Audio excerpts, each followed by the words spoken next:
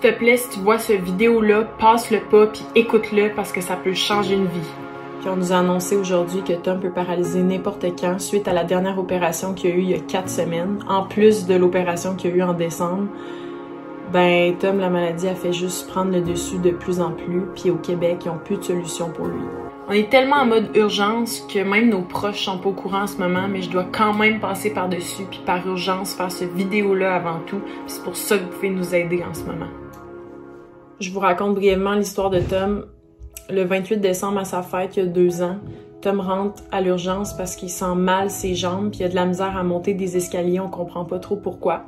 Pendant 1 mois, on le laisse dans l'attente en lui disant le jour de sa fête, le 28, « T'as un cancer, mais on s'en sait pas plus. » Pour que finalement, 1 mois plus tard, on lui annonce que la première chose, c'est de sauver sa vie, puis ensuite, c'est de sauver ses jambes.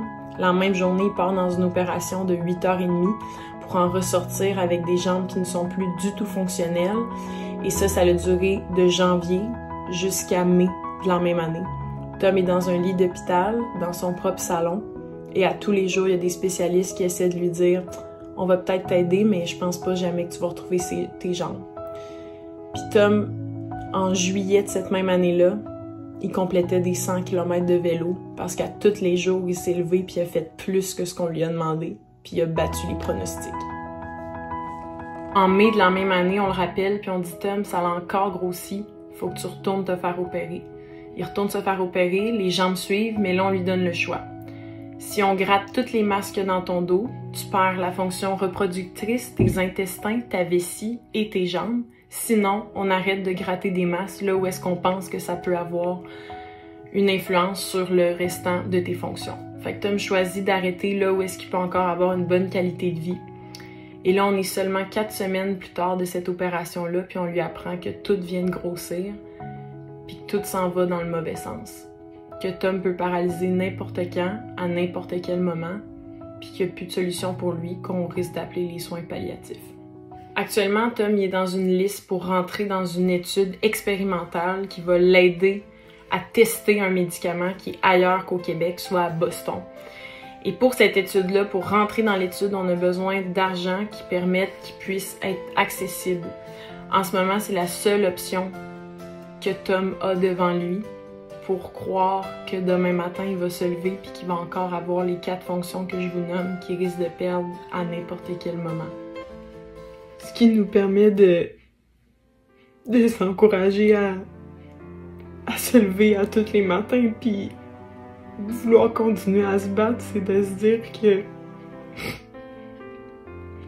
en poussant tout le temps plus loin qu'est-ce que les médecins pensent comme étant la fin, ben nous on se fixe qu'il y a quelque chose qu'on va pouvoir faire parce que souvent les gens se découragent quand ils arrivent à se faire dire on va appeler les soins palliatifs. C'est là, mais Tom est accepté dans une étude en ce moment, puis ce qu'il faut, c'est juste amasser des dons pour que Tom puisse partir au plus vite là-bas, puis se faire traiter.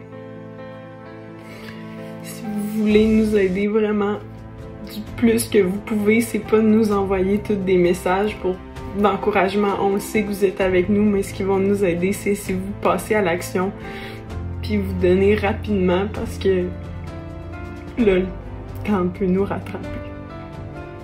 Je vous dis sincèrement que cet argent-là, elle est faite pour l'essentiel. Puis l'essentiel, c'est de vivre. Bonjour à vous, je me présente Thomas Duclos. Dans la vie, j'ai toujours été un gars optimiste et surtout positif. Jamais j'avais cru être connu partout sur le nom d'une cellule. C'est sûr qu'objectivement, en étant jeune, je voulais être connu sous mon propre nom.